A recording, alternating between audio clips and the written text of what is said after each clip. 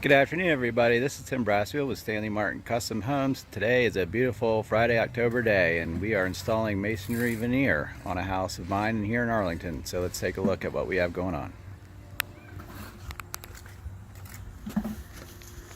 Here you can see the front of the house. We've got the masons working on the stone veneer. Almost complete. So what they do is they install this black paper, which is a vapor barrier, which is basically your roof felt. Same thing as your roofing paper, and then a wire mesh, and then this gray material is a mortar called a scratch coat that goes on that helps the veneer adhere to the masonry foundation.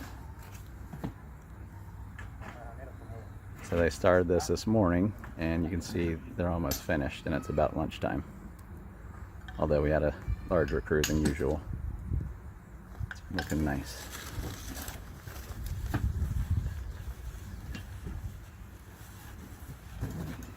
Flagstone perimeter,